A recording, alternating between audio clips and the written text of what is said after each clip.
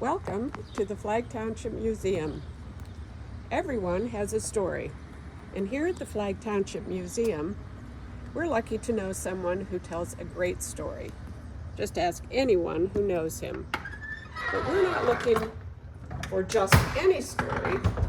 We're passionate about stories rooted in our shared history, stories that are researched, verified, and grounded in fact. And that's exactly what this storyteller has given us. Thanks to his efforts, we now have Stories and Stories 2, 2 volumes filled with tales from Rochelle's past. They're more than just collections of local lore, they're windows into the people and events that shaped our community. The Flagg Township Board generously supported the cost of printing, done locally, we're proud to say, and the books are now available for purchase at the museum or online. Just click the donate button on our homepage, www.flaggtownshipmuseumrochelle.org. Today, we're excited to sit down with the man behind the stories, our very own historian, Mr. Tom McDermott. Tom, welcome to the Flagg Township Museum. Thank you, John. Let's start by getting to know you a little better. Have you always lived in Rochelle? Yes, I was actually born in Rochelle Hospital in 1953 and have lived here ever since. And where did your interest in history begin? The older I get, the more problematic that becomes. I know my dad was a lifelong member of the Historical Society, which was the museum back in the day, and I've always liked reading history a little bit, but the older I got, the more interesting history became to me. So I don't know if there was a particular flash in the pan that made me say, aha, I love history, or if it's just something that I've grown into. Well, we're certainly glad you have an interest in history. And what inspired you to take on the challenge of writing stories and Stories 2? Well, that one is easy. That one is that is all Jeff Helfrich's fault. The editor for the Rochelle News Leader. He stopped me one day 4 years ago and asked if I'd be willing to try to write some stories for the newspaper about the past of Rochelle.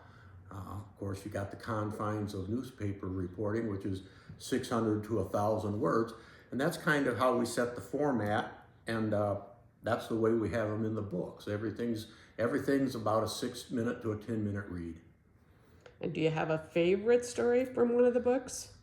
I like them all. I mean, that's kind of how I picked them. There are people like the Unger family that have been here forever. If you've ever known Dave Guest and the Guest family, they were here before we were Rochelle. They were here before we were Lane, and they still own the same 270 acres of land that they bought when they came out here when we were known as Hickory Grove. So sometimes the story, with the addition of knowing the family still and the people, kind of puts them in a strong place in your heart.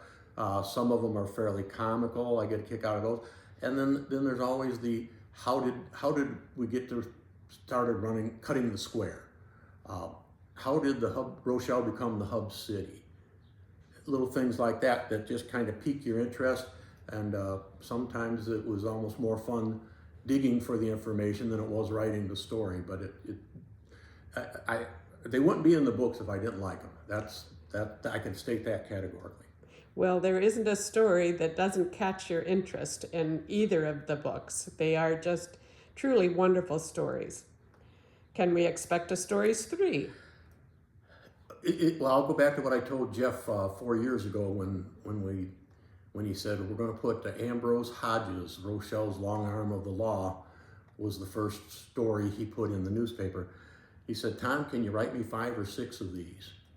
And I said, well, Jeff, I'll try. And he said, well, you do your best, and we'll shoot for 10. And I said, well, 10 might be a lot of stories for me to come up with. And now 4 years later, we've got 104 stories, and I've actually got a few notes at home for ones that might come up in the future. But for now, we've got 2 books finished, and if the 3rd book comes along, then that'll be dandy, and if it doesn't, we'll come up with something else. Well, and that was my next question. Could there be a new topic maybe that would pique your interest and get you writing in a different direction? And like I say, anything's possible. I haven't got anything in mind right now. There are a lot of things that interest me.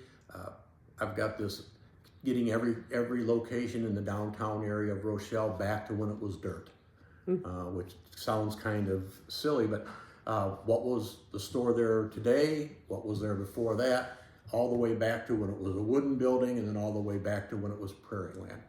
So I'm kind of playing with that a little bit now. Whether that can be made into a story of any interest, I don't know, but once again, it's just one of those things that's caught my interest, and that generally is the path I travel.